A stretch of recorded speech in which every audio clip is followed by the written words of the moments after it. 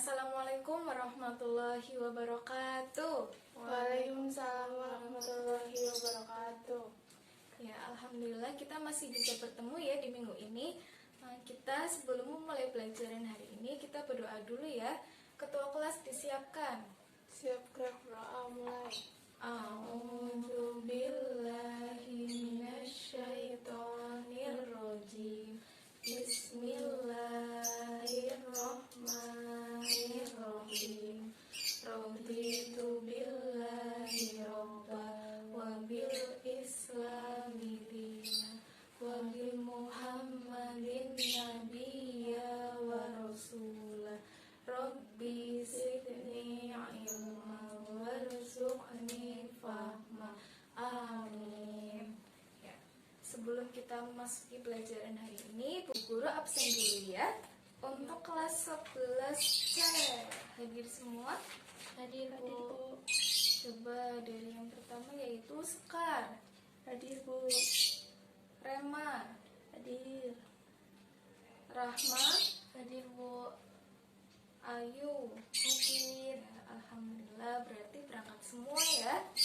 Nah, sebelum kita memasuki pelajaran yang hari ini, kita mengulas materi yang minggu lalu ya. Ada yang masih ingat materi minggu lalu kita belajar tentang apa ya anak-anak? Saya Bu. Iya, tentang apa Mbak Rahma? Akhlak terpuji. Iya betul, alhamdulillah masih ingat ya. Jadi minggu lalu kita belajar tentang akhlak terpuji.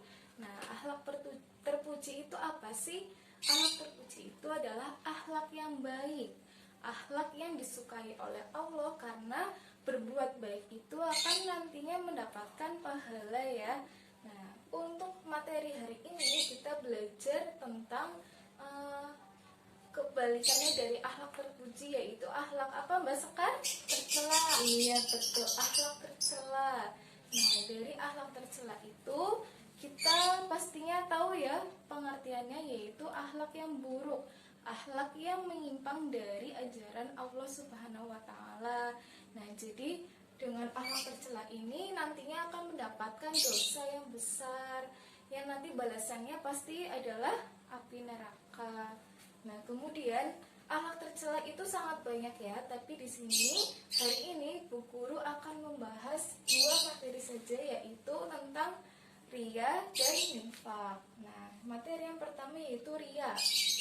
Ada yang tahu riya itu pengertiannya apa? Saya Bu. Apa Mas Kar? Pamer. Iya betul. Jadi riya itu bisa disebut dengan pamer ya.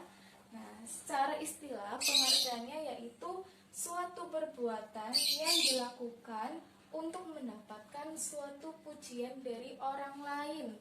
Jadi contohnya ketika misalkan Mbak Rahma ketika di depan banyak orang, Mbak Rahma melakukan suatu kebaikan, misalkan ada pengemis datang, Mbak Rahma mempunyai uang 100.000 tuh, Mbak Rahma mengasihi kepada pengemis uang sebesar 100.000 di depan banyak orang, dengan tujuannya agar dipuji oleh teman-temannya atau orang lain di sekitarnya ya. Jadi kita tidak boleh bersikap seperti itu. Nah, kemudian jenis riya itu ada dua, yaitu riya niat dan perbuatan. Jadi ketika melakukan perbuatan riya, pastinya dalam hati sudah berniat terlebih dahulu ya. Nah, nantinya akan dilaksanakan dengan perbuatannya. Jadi ketika melakukan perbuatan itu pasti didasari dengan niat terlebih dahulu. Nah, kemudian hukum perbuatan riya yaitu adalah haram. Karena apa? Karena riya itu termasuk akhlak tercela yang nantinya akan menjebloskan kita ke api neraka atau api jahanam gitu ya. Kemudian contoh perbuatan riya itu ada banyak ya. Nah, antara lain misalkan si Ani mengadakan pengajian ya. Nah, tapi dalam hatinya itu terdapat niat terselubung. Misalkan apa saya adakan acara di tengah-tengah pengajian itu, kita si A itu mengadakan acara menyantuni anak yatim agar nantinya ketika di pengajian itu kan banyak orang ya. Nah, nantinya tuh terlihat seperti orang yang baik, orang yang dermawan. Nah, agar nantinya pastinya orang lain akan memuji perbuatan si A yang telah menyantuni anak yatim. Nah, jadi kita jangan meniru perbuatan seperti itu ya. Ketika kita melakukan perbuatan yang baik, kita harus diniatkan dengan ikhlas tanpa mengharapkan pujian atau balasan dari orang lain. Nah, kemudian contoh yang kedua ada juga yang seperti tadi, misalkan Mbak Sekar nongkrong main di luar, kemudian ada orang yang minta-minta atau pengemis. Nah, Mbak Sekar biasanya nih nggak ngasih nih, tapi karena di depan banyak orang teman-temannya, Mbak Sekar pengen dipuji sama teman-temannya. Nah, akhirnya Mbak Sekar mengasih beberapa uang untuk kepada pengemis itu agar dipuji orang lain atau temannya. Nah, itu contohnya ya. Nah, kemudian ciri-ciri ria yaitu ada serius bekerja atau melakukan suatu kegiatan jika seseorang tersebut mendapat pujian. Nah, jadi ketika orang ria itu akan melakukan sesuatu, pasti dengan mengharapkan pujian ya, pasti akan melakukan dengan sungguh-sungguh dan giat. Nah, tapi ketika kita tidak ada banyak orang, maka orang itu pasti akan malas-malasan untuk berbuat atau melakukan suatu pekerjaan gitu ya. Sama saja ketika berbuat baik di depan orang namun tidak berbuat baik di tidak banyak orang ya. Jadi memang hanya mengharapkan balasan atau pujian dari orang lain. Nah, kemudian akibat sifat ria yaitu menghapus pahala amal baik.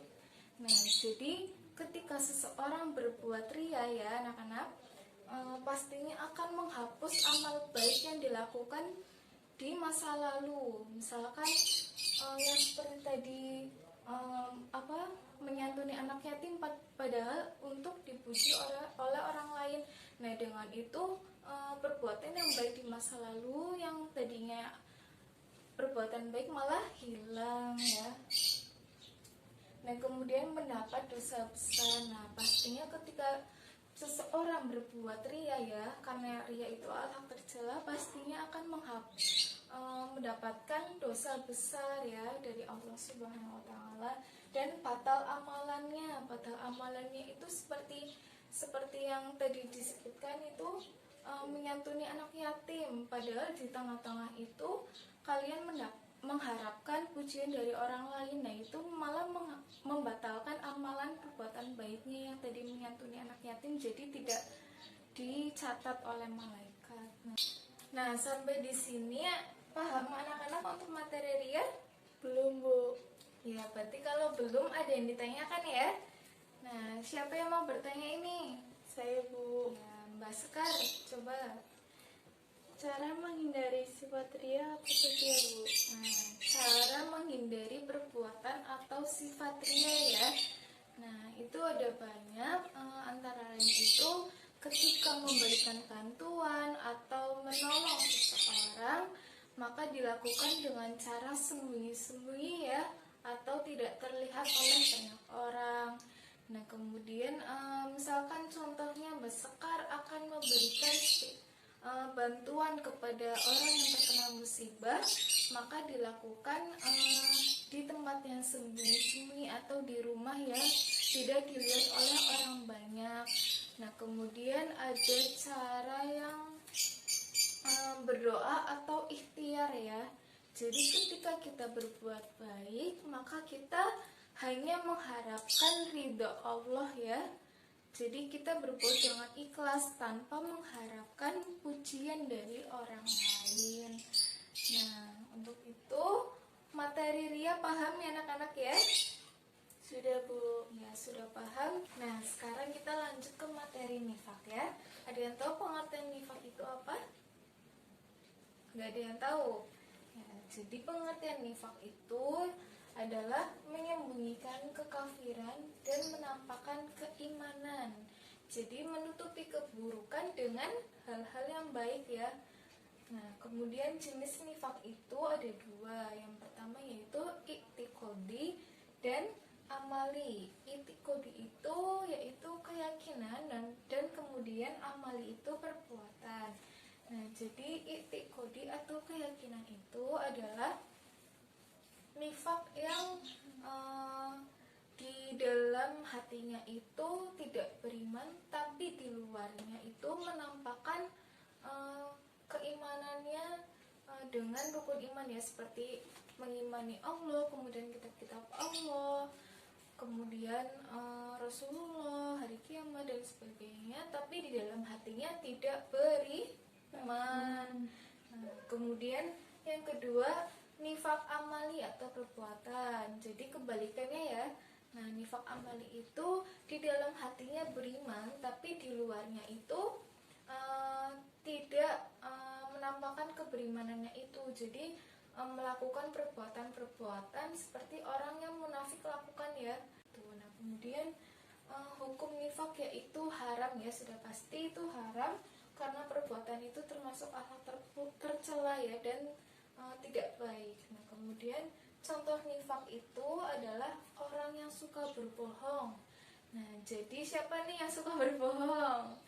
Nggak ada ya, semoga itu nggak ada. Nah, kemudian contoh orang yang berbohong itu sering ya kita banyak jumpai pastinya, karena kita juga dari gelagat tubuhnya itu bisa dilihat ketika orang yang berbohong itu seperti apa. Nah, kemudian orang yang suka ingkar janji. Nah, jadi misalnya Mbak Rahma nih, Mbak Rahma janji ke Mbak Sekar, besok ketemuan di perpustakaan ya jam 10.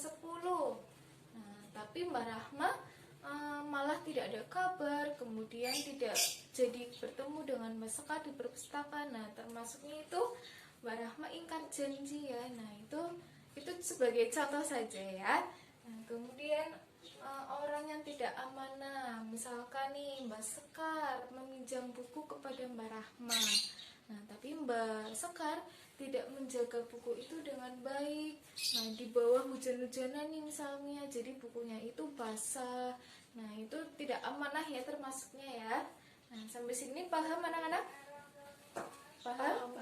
Ya. Lanjut ke ciri-ciri nifak, antara lain yaitu ibadahnya malas-malasan ya.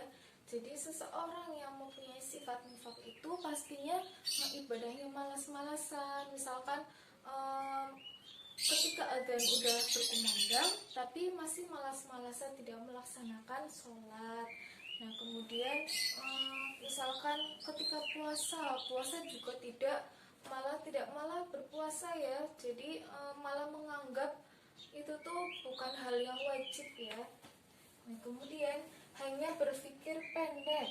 Nah, jadi hanya berpikir pendek itu di sini diibaratkan seperti hanya berpikir untuk kepentingan dunia ya. Jadi tidak memikirkan nantinya di masa depan pasti kan ada akhirat ya. Nah, tidak memikirkan perbuatan baik untuk bekalnya nanti di akhirat. Jadi hanya mementingkan kepentingan dunia, misalkan dengan mengejar karir, kemudian mementingkan uang ya, mencari uang dengan misalkan mengumpulkan uang sebanyak-banyaknya, tapi tidak mementingkan akhirat atau ibadah lainnya untuk kepentingan akhirat nantinya. Nah, kemudian pastinya terbiasa berbohong ya, kemudian ingkar janji dan tidak amanah. Kemudian akibat sifat nifak yaitu mengurangi atau melemahkan iman. Jadi ketika seseorang mempunyai sifat nifak, pastinya akan melemahkan ya, atau mengurangi keimanan mereka. Jadi keimanan mereka terhadap Allah itu akan berkurang karena seiring berjalannya waktu sifat nifak itu pastinya akan semakin membesar atau semakin terbiasa melakukan perbuatan nifak itu ya. Jadi makin melemahkan atau mengurangi iman. Kemudian mendapatkan laknat dari Allah, itu sama saja mendapatkan dosa ya, Karena seperti yang kita tahu, nifak itu perbuatan yang tercela ya, atau akhlak tercela. Jadi akan mendapatkan dosa dan balasannya nanti pastinya di api neraka. Nah, kemudian yang terakhir yaitu akibatnya menjadikan seseorang menjadi murtad. Jadi ketika nifak itu semakin tumbuh di dalam hati, pastinya akan semakin keimanan mereka itu semakin hangus ya, atau mengurangi. Jadi mereka akan seiring berjalannya waktu akan kemungkinan besar akan mengakibatkan murtad ya, atau keluar dari Islam. Nah, untuk materi nifak sudah selesai ya, Bu Guru sampaikan. Nah, jadi Bu Guru akan tanyakan nih satu pertanyaan untuk Mbak Sekar. Nah, jenis-jenis nifak itu ada berapa, Mbak? Ada 2, Bu. Iya, betul, ada 2. Apa saja? I'tiqadi dan amali. Betul. Nah, jadi jenis-jenis nifak itu ada 2 ya. Yang pertama i'tiqadi, yaitu keyakinan, dan amali, yaitu perbuatan. Untuk materi nifak sudah paham ya berarti ya? Belum, Bu. Oh, belum. Berarti ada pertanyaan ya. Coba siapa yang mau bertanya? Saya, Bu. Oh, ya, Mbak Rahma. Cara menghindari sifat nifak apa saja ya, Bu? Oh, jadi cara menghindari sifat nifak itu antara lain dengan meningkatkan keimanan ya.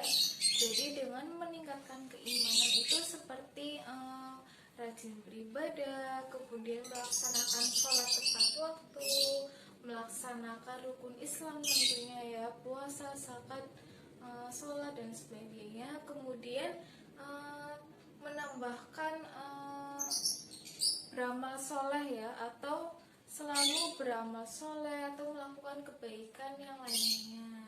Jadi kemudian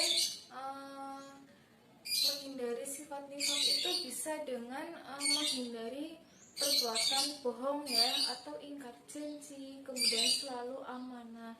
Jadi kita senantiasa bersikap jujur, kemudian menepati janji dan amanah tentunya. Nah, sampai di sini berarti paham ya. Jadi sebelum kita memasuki diskusi untuk hari ini, Bu Guru akan kasih kalian semangat ya. Nah, ketika Bu Guru bilang semangat pagi anak-anak, pagi, pagi, pagi. Nah, coba semangat pagi anak-anak, pagi, pagi, pagi. Ya. Nah, terus ada tepuk salut nih. Ada yang tahu tepuk salut itu gimana? Belum ada yang tahu ya? Nah, nih misalkan guru bilang tepuk salut, jempol digoyang, salut. Nah, coba yuk bareng-bareng. Tepuk salut, jempol digoyang, salut. Iya, alhamdulillah, tepuk tangan semuanya. Nah, sekarang lanjut ke diskusi ya. Untuk diskusi hari ini, Bu Guru akan membagi kalian menjadi 2 kelompok. Kelompok yang pertama itu membahas tentang ria, yaitu tentang dalil ria, kemudian cara menghindari perbuatan ria. Nah, kemudian kelompok yang kedua yaitu tentang nifak, yaitu membahas tentang dalil nifak dan cara menghindari perbuatan nifak. Nah, untuk kelompok yang pertama yaitu Barahma ya. Ya, Bu. Nah, kemudian kelompok yang kedua yaitu Mbak Sekar ya. Jadi Bu Guru kasih kalian waktu 5 menit ya untuk berdiskusi dengan kelompoknya.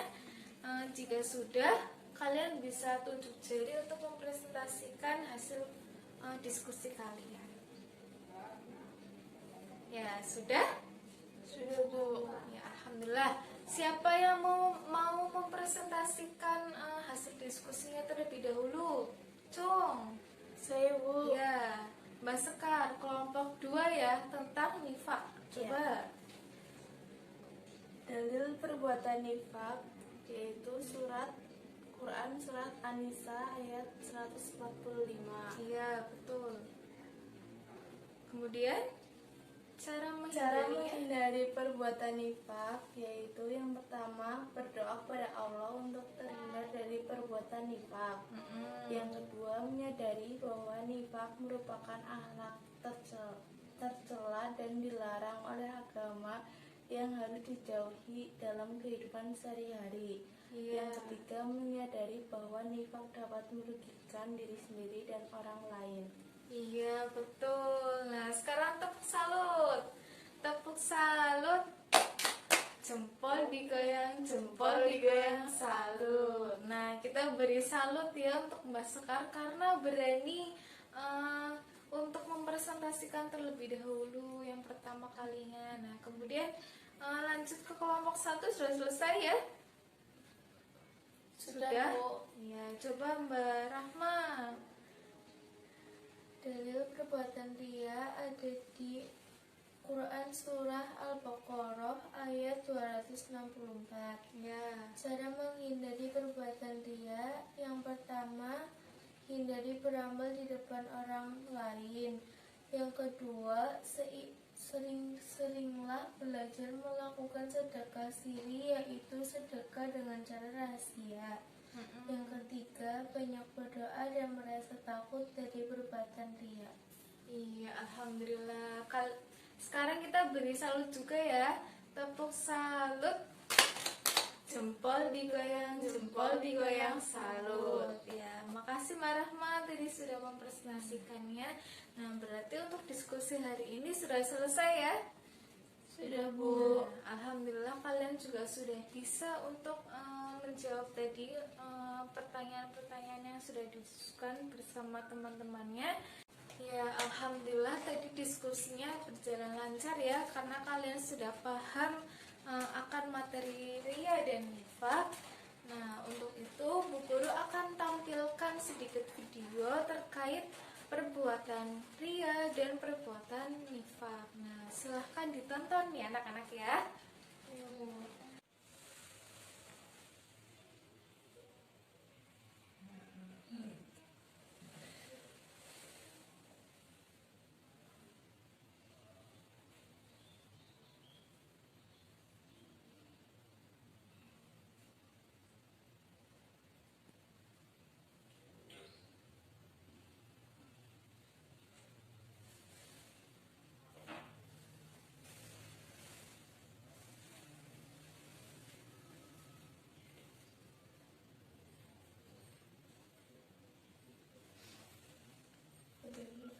Biar update status.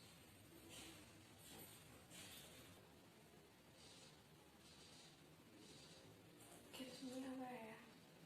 Alhamdulillah aja deh.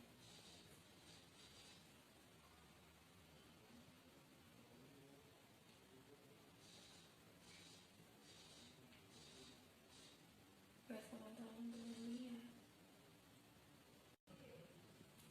Jauh keren gue.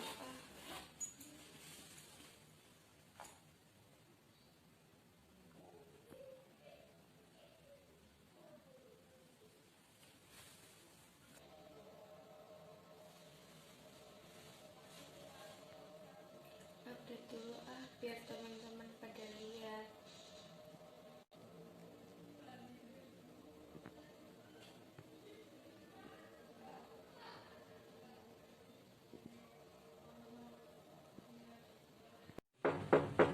Assalamualaikum. Waalaikumsalam.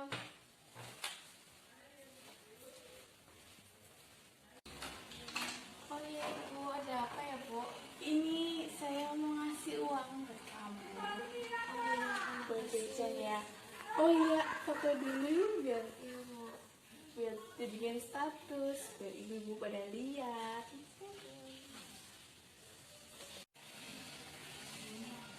Itu amplopnya dilihatin dong, biar orang-orang pada lihat. Nah, bagus. Bikin status dulu ya. Alhamdulillah hari ini sudah berbagi.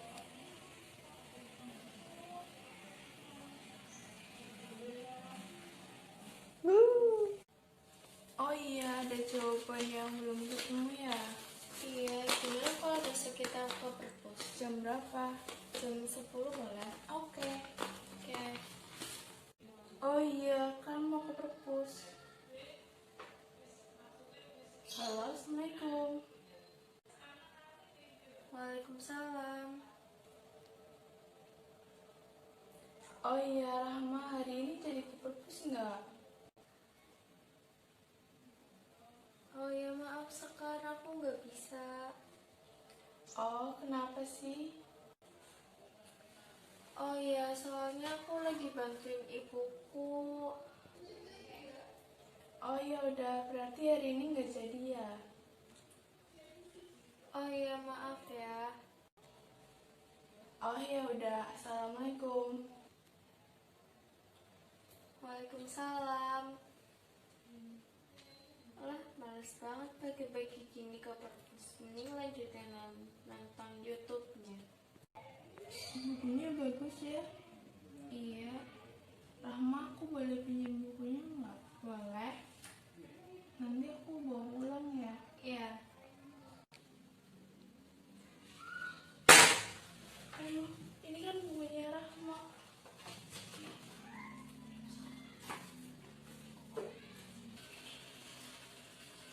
Aduh, ini giliran lebih semua.